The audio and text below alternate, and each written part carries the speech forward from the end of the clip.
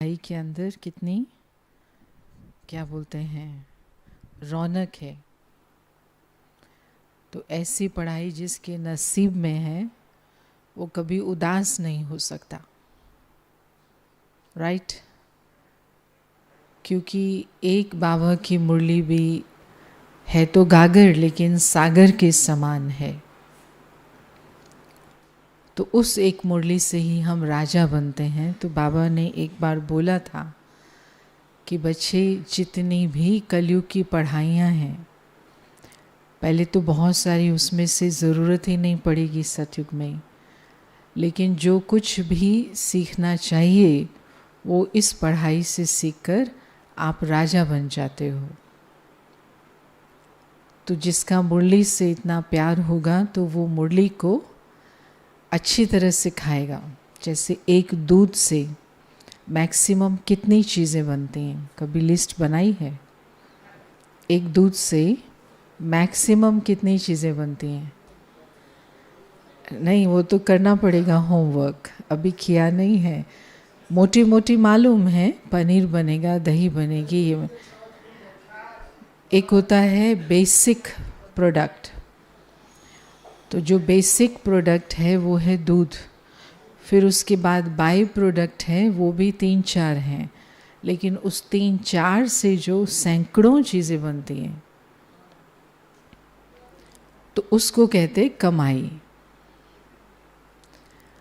तो जो मुरली से जो बाई प्रोडक्ट है, बाबा का बेसिक ज्ञान है, पॉइंट्स है, जो ऐसी ऐसी चीज़ें निकालना चाहता है तो वो कमाई करता है।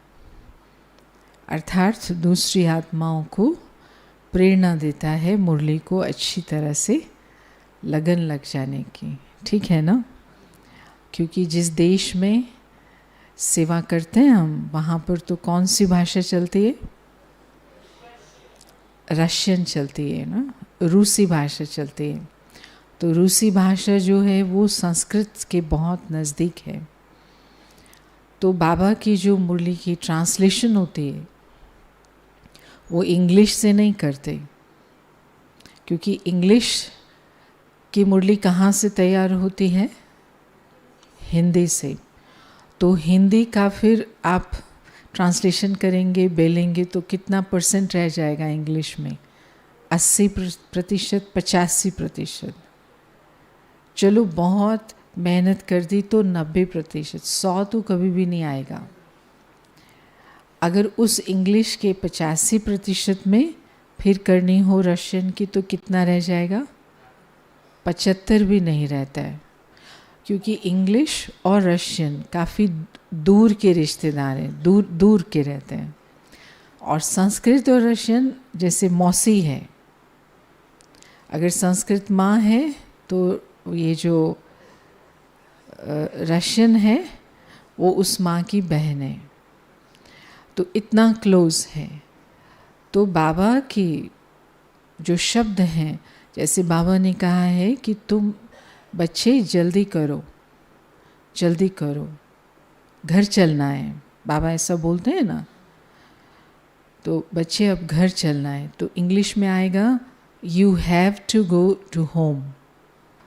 तो ऐसे लगता है कि जैसे ना कोई ऑर्डर दे रहा है, यू हैव टू। तो फिर एक रिएक्शन उठता है, क्यों? क्यों? You have to. और अब घर चलना है माना, वो कह रहा है बस अब चलना मेरे साथ, तुझे घर चलना चाहिए, तुम्हें घर चलना, ऐसा नहीं बोल रहा बाबा, अब घर चलना है। तो रशियन में बिल्कुल, जिसको 99.9% कहते हैं, पारादमोई, बस हो गया भाव, जेछी पारादमोई, उससे भी शॉर्ट, सीधी बात है, घर चलो। तो इस कारण से ना कई बार सब लोग कहते हैं कि रशिया वालों को बहुत प्यार है, ऐसा ऐसा। तो कारण सिर्फ एक ही है कि भगवान की मुरली ही है आधार सब कुछ प्राप्ति का। अगर वो ठीक मिलती है तो दूसरी सुपरमार्केट खोलने की ज़रूरत ही नहीं पड़ती है, जिसमें चॉकलेट मिले, या केक मिले या कुछ और ड्रिंक्स मिलें, क्योंकि मुरली आधार है। और अगर मुरली अच्छी तरह से नहीं मिलती तो पूरी सुपरमार्केट चाहिए, हज़ारों क्लासेस की कैसेट्स होनी चाहिए, फिर सुबह से शाम तक। एक तो है हमारा नियम, ये हमारा सेंटर है ना, तो नियम प्रमाण, नुमा शाम का योग, ज्ञान की चर्चा, सुबह की मुरली, रिवीजन, ये नियम प्रमाण बहुत काफ़ी होता है। फिर वो बैठ करके इधर लगा करके कुछ, क्या बोलते हैं उसको, सारा दिन कुछ न कुछ। तो मुरली को पकड़ने से खुद हम क्रिएटर बन जाते, मास्टर ब्रह्मा बन जाते। हम क्रिएट कर सकते हैं, करना है वो। और हम तो सुपरमार्केट से वो बना बनाया पिज़्ज़ा, बने बनाए कुलचे भटूरे, तो वो सब बैठ कर के खाएंगे तो हेल्थ कैसे बनेगी। तो इसीलिए शुरू से ही, क्योंकि ट्रांसलेशन ठीक होती थी, मुझे याद है जब जगदीश भाई साहब शक्ति नगर में बहुत से देशों से लोग मिलने आते थे, तो अच्छी परसेंटेज वो लोगों की होती थी, ब्राह्मणों की, जिनको साकार मुरली समझ ही नहीं आती थी। अब कैसे आएगी जब उसका ऐसा ट्रांसलेशन है ना, इंग्लिश में चली गई। तो फिर धीरे धीरे बहुत अच्छी मेहनत की गई, लंदन में ट्रांसलेट होती है, बहुत मेहनत की गई। तो अभी तो जान है मुरली में, उस समय की बात है, कम से कम 30-35 साल पहले की बात है। तो वो कहते थे कि क्या ये नहीं हो सकता कि हम 5 बार अव्यक्त मुरली सुने और 2 बार साकार मुरली सुने, क्योंकि साकार समझ नहीं आती थी उनको ट्रांसलेशन की वजह से। तो लेकिन पढ़ाई किस में है, साकार मुरली में, ये पढ़ाई है हमारी, और वो तो अंत तक चलनी है। फिर अव्यक्त मुरलियों पे हमें खुद धारणा करनी है, मनन करना है, ये सब करना है। तो इसलिए ब्राह्मण ईश्वरीय विद्यार्थी जिसका बाबा के साथ संबंध जुड़ता है, वो भी आधार है मुरली। रोज़ के उत्तर जो बाबा से मिलेंगे, कुछ भी बात हो बाबा को बोला और उत्तर तैयार है कल के दिन। क्योंकि कई ऐसे भी आत्माएं हैं जिनको लगता है अच्छा हम आगे क्या करें, आगे क्या करें। आजकल कुछ स्वरूप ऐसा हो गया है सेवाओं का कि सब समझते हैं कि टीवी पर आना, ज्ञान सुनाना टीवी पर, वही है सेवा। बाकी तो चपाती बनाई, बर्तन साफ किए, ये सब इसके लिए हम थोड़ी आए हैं।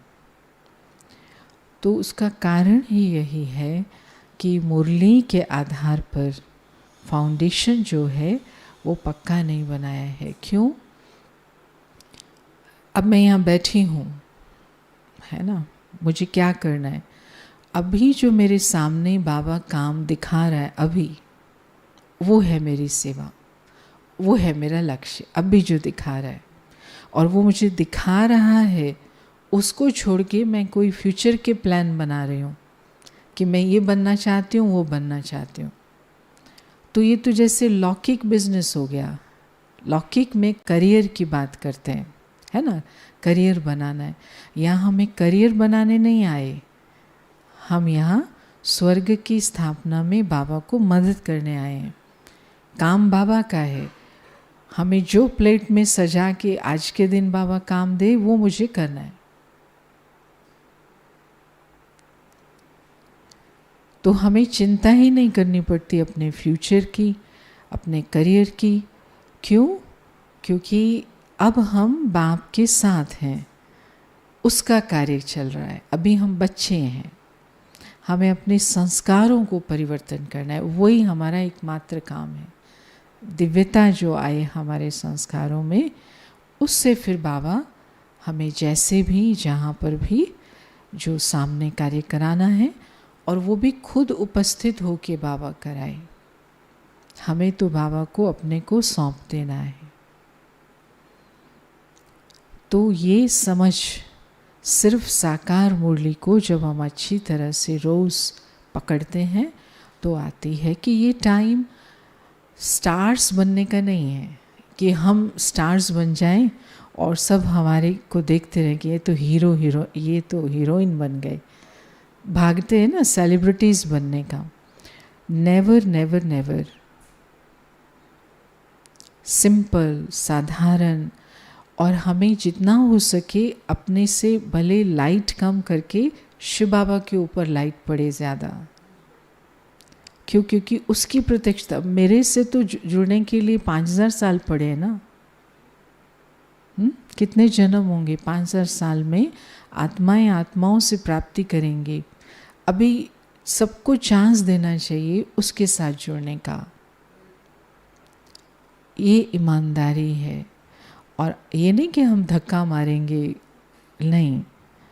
हाँ, बाबा जिसको सामने लाए तो बाबा लाएगा ना, किसी को दिलवाना है सामने लाएगा तो प्राप्ति होगी, बाबा बीच में आ जाता है। तो बहुत सावधानी के साथ हम अपने पुरुषार्थ को, संस्कारों को दिव्य बनाने का, कि जिसमें लेश मात्र भी इच्छा का नाम ना हो। मेरी इच्छा ये है, मैं ये चाहता हूँ, मुझे ये चाहिए। तो बाबा ने हमेशा बोला है, चाहना क्या बना देती है? टॉयलेट क्लीनर सुना है? चूहे का मतलब क्या होता है? Toilet cleaner. चाहना टॉयलेट क्लीनर बना देती है। अर्थात फिर हमें गंदगी इकट्ठी करनी पड़ती है अर्थात से, क्योंकि इच्छा पूरी करने के लिए आपको फिर यहाँ पर अटक जाएंगे। बाबा के पास में हमारा प्लान है। अगर 2 रास्ते हैं, 2 ऑप्शन हैं, या तो सारी ज़िंदगी आप अपनी खुद फिक्र करो, ये बड़ा ही जंगल वाला रास्ता है, जंगल वाला, और या फिर बिल्कुल बाबा को सौंप दो। बीच वाला रास्ता कोई नहीं है कि खाने पीने का ध्यान बाबा रखे और अपना मुझे क्या करना है सारा दिन वो प्लान मैं अपने आप बना लूँगी। खाना पीना बाबा ध्यान रखे, मन 3 टाइम फिक्स करके अच्छा सा खाना खिलाए, वो बाबा को समर्पित, जो खिलाए, जहाँ सुलाए, जहाँ पिलाए। और जो करने में ये मैं अपने आप डिसाइड करूँगी, मुझे फ्रीडम चाहिए। Very good. ये नहीं चलता है, बीच वाला तो है ही नहीं रास्ता, इधर और। या पूरी अपनी जिम्मेवारी लो, अगर इतने गट्स हैं तो, कि मैं भगवान से ज़्यादा अपनी लाइफ प्लान कर सकती हूँ, ले लो जिम्मेवारी। या तो फिर बच्चा बन करके, आत्मा बच्चा है। हमने अपनी दादियों को देखा, अंत तक क्या थे? बच्चा थे ना।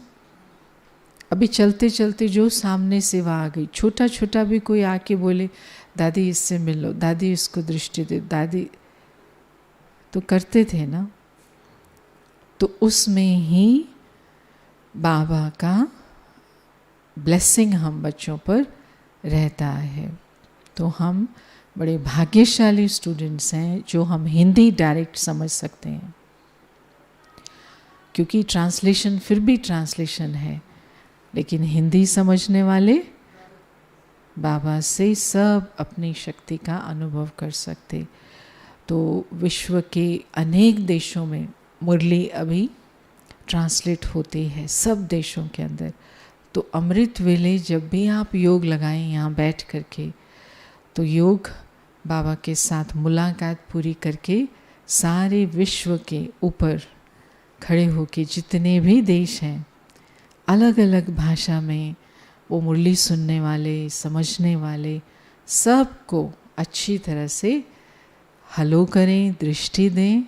क्योंकि पहले मुरली मधुबन में चलती, फिर दूसरे देशों में चलती।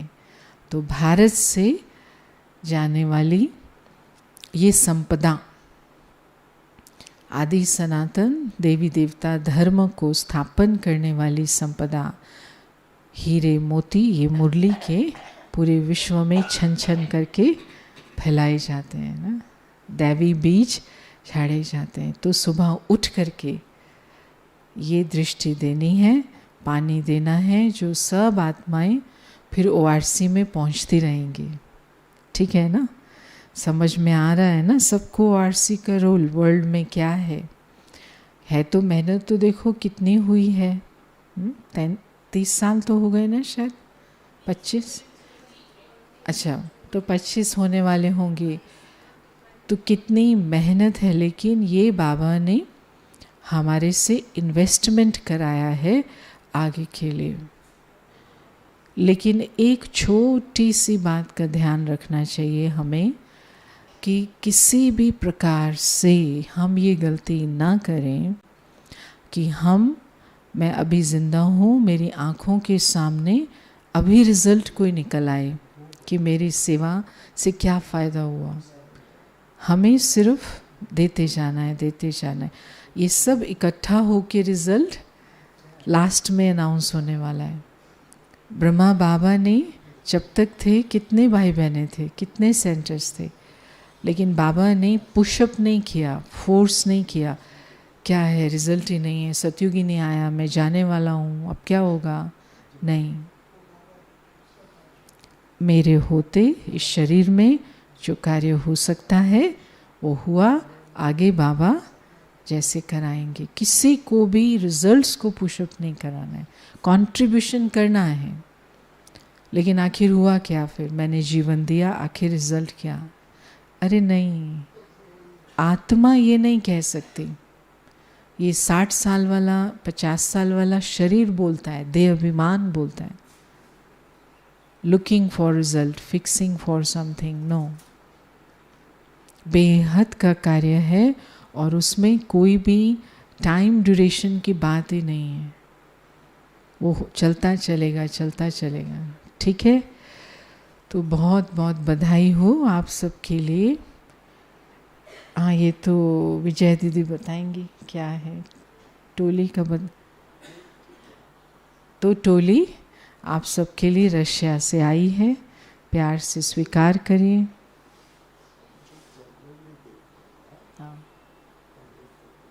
अच्छा, ठीक है, तो पहले बाकी सब भाई बहनें आ जाएं और उसके बाद ORC वाले आएंगे।